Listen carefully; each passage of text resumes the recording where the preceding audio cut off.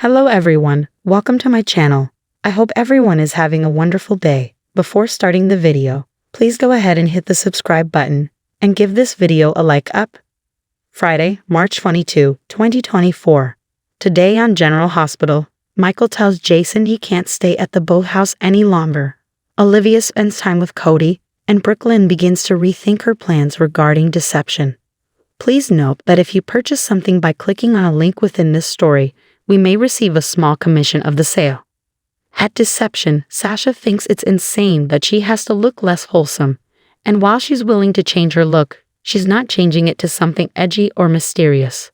Lucy vents that Belpo was a huge deal, but Maxie says there are other magazines out there. Lucy says Belpo is the crown jewel of magazines, and they need Sasha on the cover of this magazine along with all the others.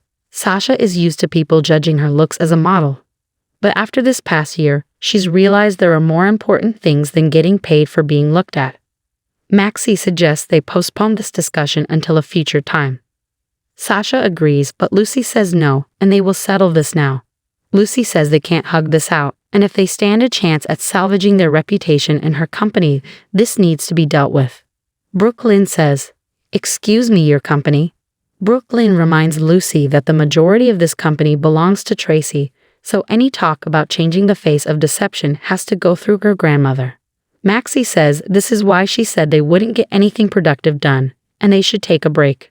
Lucy yells that this company was her idea, and it is more her company than anyone else's. If there is a problem, she'll fix it, and if Brooklyn doesn't like it, then there is the door. Lucy tells Sasha she knows she's given her blood, sweat, and tears for this company. Sasha knows she has, and she cares about the company too, but she thinks she's over all of this. She resigns as the face of deception.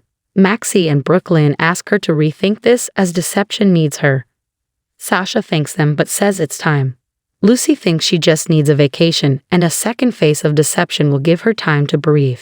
Brooklyn tells Lucy that isn't why she suggested a second face, and they all know it. And no matter how many new faces she hires, she'll run them off too. Brooklyn storms out. More. Lucy asks Sasha if that is true. Is she leaving because of her? Sasha says she's not, and she never wanted to be a model. She says Michael made that deal for her to get a stake in the company, and she's not the same person she was back then. She doesn't know what she wants to do with her life, but she knows she doesn't want to be told what to do in front of a bunch of cameras. Lucy points out that if she resigns, then per their contract, she has to give up her shares and leadership position with the company. Maxie thinks Lucy has done enough already, but Lucy says she is just being honest. Lucy says she'll have to sell back her shares at market price, and the shares are way down, and she'll walk away with not much at all versus if she waits. Sasha says Glady's cleaned her out, so whatever she gets is more than she has now, and you can't put a price on happiness. Sasha leaves, and Maxie asks Lucy what in the hell is wrong with her. Lucy says they still have an ace in the hole with Blaze, and Tracy can't say no to her now. Maxie says Blaze may not be interested, but if she was, who is her manager again? Brooklyn. Lucy is sure Blaze will be interested in them, and she will fix this. Maxie tells Lucy she's not a partner. Instead, she is a one-woman wrecking ball who does anything she wants. Maxie asks if she knows what it's cost her to stick with her, and she can't even look at her right now. She tells Lucy to get out of her office. Lucy bows her head and leaves. At the station, Chase speaks to Donna's class about police work. Brooklyn arrives as Dante swears in all the kids as official friends of the Port Charles Police Department and makes them honorary deputies. The teacher takes the kids off, and Brooklyn tells Chase he was so adorable just then and exactly what she needed. Chase thought she was at deception today. Brooklyn explains took a break, thanks to Lucy causing another disaster. He says few people get to her like Lucy, and he wonders if it was the right thing to go back deception. She is beginning to question her decision and even doubt her plan to give Maxie deception, as it's making everything worse. Chase says Maxie is lucky to have her as a friend, but Brooklyn fears there may not be a company to hand over to Maxie if Lucy keeps things up. Chase is certain she can handle Lucy Co. At the Quartermain stables, Cody talks to the horse about his decision to quit deception. He vents about how stupid modeling is, but he didn't think about how his quitting would affect Sasha and Maxie. Olivia shows up to let Cody know that she just came from a hospital and Dante is the same. and she couldn't relax, so she cooked him some food. She also says it's peaceful down here, and she could use that right now. Cubby tells Olivia that her cooking smells great, and she says it was relaxing to finally do something for someone. He invites her to join him for some food, and she accepts his invitation. Olivia quickly second-guesses herself and thinks she should be at Dante's side. Cody tells her she can't do it all, and she has been a superhero through this, and Dante will pull through.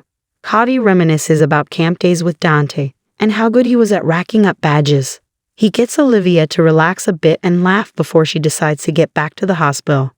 She thanks him for cheering her up, and he thanks her for lunch. Sasha shows up later to tell Cody that she walked from deception too. He hopes he didn't push her into this. Sasha says she did this for her, and she needed a change. Cody asks if she'll be okay financially. Sasha says she's paid up on her bills, and she'll think of something. She asks Cody if he always knew what he wanted to do with his life. Cody says he didn't, but he knows he was never cut out for a suit and tie job. She asks if he ever worried about his next job. He says there was anxiety, but freedom in that he got to pick up and go anywhere. However, that life isn't for him anymore, and he likes working here and having friends. He says he can have new dreams now thanks to the money he made modeling. Sasha is sure there is a new career out there for her, and she's excited about finding it. More. Is Jake's anger towards Jason warranted? At the boathouse, Michael checks on Jason. He's feeling better, and Michael notices he's moving around better. Jason senses something is wrong with Michael. Michael informs Jason that he needs to leave. Michael explains the predicament Willow got into with taking drugs for him, and Liz would have been the one to answer for it. He says Spinelli hacked into the system to fix it, and Jason knows he likely knows who the meds were for. Jason doesn't like how many people are being pulled into this. Michael agrees, and it's not fair to Willow or their kids. Jason agrees he has to go. Michael says he found a way to help him disappear. He offers him the EO key jet to the Grand Keys, but Jason won't let him do it as it will all be traced back to Michael. He also says someone has leverage over him, so if he runs it will have consequences. Michael asks what he's going to do. Jason responds, "The only thing I can."